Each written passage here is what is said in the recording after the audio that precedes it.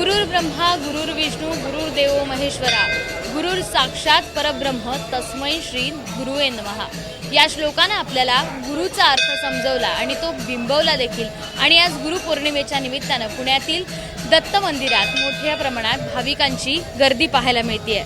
गु म्हणजे अंधकार आणि रु म्हणजे तो अंधकार दूर करणारा, असाच गुरु असं सगळं मानलं जातं। आणि त्यामुळेच अनेक पुणेकर आहे ते सकाळपासूनच दत्त मंदिरात गर्दी करतायत। दत्ताचं आपण जर रूप बघितलं तर अत्यंत विलोभनीय रूप आपल्याला दिसून येत आहे। 51 किलो सोनं या दत्त महाराजांना मढवण्यात आलं आणि त्यांचं जे हे रूप पाहण्यासाठी दत्ताला वंदन करण्यासाठी सगळे पुणेकर गर्दी करताना दिसत आहेत। त्यांचा गाभारा आहे, सगळं मंदिर आहे हे उत्तम फुलांनी सजवण्यात आलं आहे। ही सजावट दत्तांच्या चरणी लीन होण्यासाठी सगळ्या पुणेकरांनी सकाळपासूनच रांगा लावल्या दिसत आहे। आपल्यासोबत अध्यक्ष आहेत। काय नेमकं यंदाचं वैशिष्ट्य आहे दत्त गुरुपौर्णिमेचं?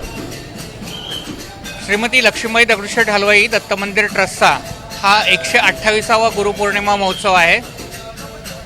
सन 1898 साली स्थापन झालेलं हे मंदिर इंदोरचे योगाभयानंद माधवनाथ महाराज यांच्या प्रेरणेने पुण्यातले जे आराध्य दैवत आहे श्रीमंत दगडूशेठ हलवाई गणपती, तसेच हे दत्त मंदिरसुद्धा त्यांच्याच प्रेरणेने इथे स्थापन झालेलं आहे।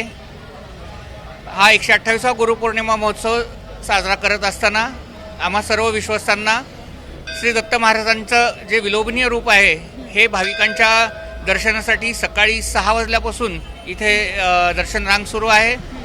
अनेक भाविक इथे येतात, नतमस्तक होतात, दत्त महाराजांचा पुण्यपावन आशीर्वाद घेतात आणि तृप्त मनाने आपल्या घरी परततात। भाविक आपल्या सगळ्या कुटुंबियांसहित लहान मुलांसहित इथे गुरु महाराजांचा आशीर्वाद घेण्यासाठी येत असतात।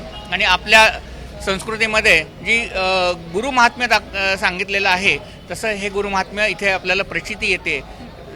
श्रीमती लक्ष्मीबाई दगडूशेठ हलवाई दत्त मंदिर ट्रस्टतर्फे आलेल्या सर्व भाविकांचं आम्ही स्वागत करतो।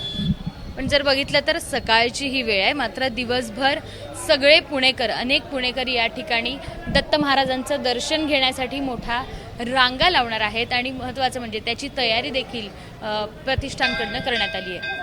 कॅमेरामन राजेश बिळकर सह शिवानी पांढरे, एबीपी माझा, पुणे। एबीपी माझा, उघडा डोळे बघा नीट।